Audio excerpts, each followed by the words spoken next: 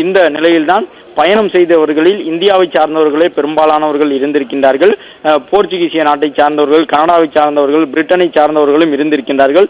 Britain நாட்டினுடைய தூதரகம் கூட இந்த விபத்துக்கு தன்னுடைய ஆழ்ந்த வருத்தங்களை பதிவு செய்திருந்தது. தங்கள் நாட்டினுடைய குடிமக்களும் இந்த விமான விபத்திலே உயிரிழந்திருப்பதை அவர்கள் ஒரு சோகமான நிகழ்வாக குறிப்பிட்டு தங்களுடைய வருத்தங்களை பதிவு செய்து கொண்டிருந்தார்கள் பிரிட்டன் நாட்டினுடைய தூதரகத்தின் சார்பில். அது மட்டுமல்லாமல் இந்த நேரத்தில் இந்த விமான விபத்தில் இருந்து தப்பியவர்களை மீட்பதற்கான பணிகளில் தங்களால் முடிந்தளவு உதவியை செய்ய தயாராக இருப்பதாக பிரிட்டன் நாட்டினுடைய அதிகாரிகள் தூதரகத்தின் மூலமாக பதிவினை எழுதியிருந்தார்கள்.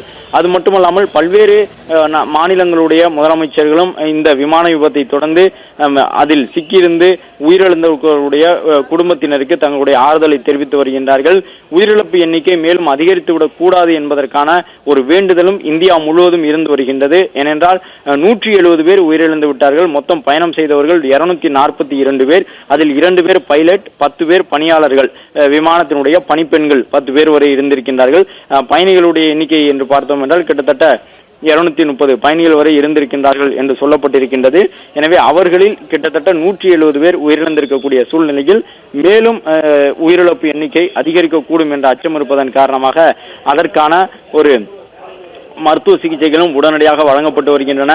அவர்களுக்கான உயிர்காக்கும் சிகிச்சைகள் வழங்கப்படுகின்றன. இதுபோன்று விமான விபத்துகள் பறவைகள் மோதுவதால் ஏற்படும் பொழுது அந்த விமானத்தை வெற்றிகரமாக தரையிறக்கிய பல்வேறு நிகழ்வுகள் இருக்கின்றன.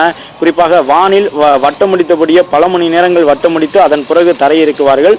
கடந்த ஒரு 3 மாதங்களுக்கு முன்பாக கூட நம்முடைய திருச்சிராப்பள்ளி விமான நிலையத்திலிருந்து புறப்பட்ட விமானம் தொடர்ந்து வானத்திலேயே கிட்டத்தட்ட 2.5 மணி நேரம் வரை வட்டமடித்துவிட்டு பிறகுதான் அதே திருச்சிராப்பள்ளி விமான நிலையத்திலே தரை இறக்கி இருந்தார்கள். அதற்கு காரணம் விமானத்தினுடைய சக்கரங்கள் உள்வாங்காமல் இருந்தன என்ற ஒரு தகவல் சொல்லப்பட்டிருந்தது. விமானம் புறப்பட்டு ஒரு சில நிமிடங்களில் அந்த சக்கரங்கள் உள்வாங்கிக் கொள்ள வேண்டும்.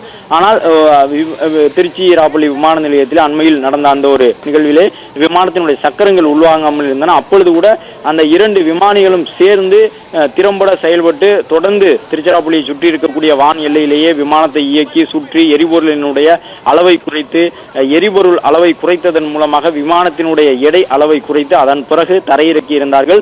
200க்கும் கூடுதலான பயணிகள் அன்றும் விமானத்திலே இருந்தார்கள். பத்திரமாக அவர்களை மீண்டும் அதே விமான நிலையத்திலே தரையிறக்கி இருந்தார்கள். அடுத்ததாக மறு விமானத்தின் மூலமாக அவர்கள் அந்த ஐக்கிய நாடுகளுக்கு, அரபு நாடுகளுக்கு செல்லக்கூடிய பயணிகள் அனுப்பி வைக்கப்பட்டார்கள். அதே போன்ற ஒரு முயற்சியில் தான் அகமதாபாத் விமானத்திலும் இன்று விமானி ஈடுபட்டிருக்கின்றார் என்பது தெரிய வந்திருக்கின்றது. எப்படியாவது அந்த 240 பேரையும் காப்பாற்றிவிட வேண்டும் என்பதற்கான முயற்சியிலே 2 விமானிகளும் ஈடுபட்டிருக்கின்றார்கள். 2 பேருமே நல்ல கைதேர்ந்த விமானிகள் என்ற தகவலையும் விமான நிலைய இயக்குநரகம் தெரிவித்திருக்கின்றது.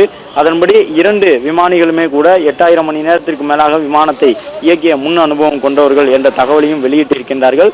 எனவே அவர்கள் இதுபோன்ற ஒரு பறவை தாக்கக்கூடிய நிகழ்வு நடக்கும் பொழுது அதிலிருந்து எப்படியாவது பயணிகளை மீட்பதற்கான அந்த முயற்சிகளை எல்லாம் மேற்கொண்டிருக்கின்றார்கள்.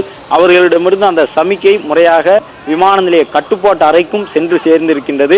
எனவே கட்டுப்பாட்டு அறையிலிருந்தும் சில அறிவுறுத்தல்களை உடனடியாக அவசர காலத்திற்கு செய்ய வேண்டிய நடைமுறையாக அறிவுறுத்தி இருக்கக்கூடும். என்றாலும் இந்த விமானம் தொடர்ந்து வானத்தில் பறக்க முடியாத ஒரு சூழ்நிலை ஏற்பட்டது ஒன்று.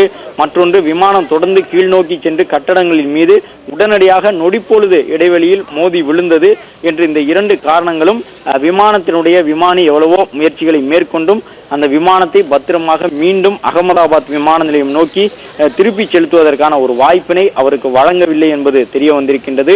170 பேர் உயிரிழந்திருக்கின்றார்கள். இந்திய நாட்டை சார்ந்த நம்முடைய விமான நிறுவனம் ஒன்றில் பயணம் செய்தவர்களுக்கு இந்த நிலை ஏற்பட்டிருக்கின்றது என்பது, ஏர் இந்தியா நிறுவனத்தினுடைய விமானம் இந்த விபத்தில் சிக்கியிருப்பது என்பது பல்வேறு கேள்விகளையும் எழுப்பியிருக்கின்றன.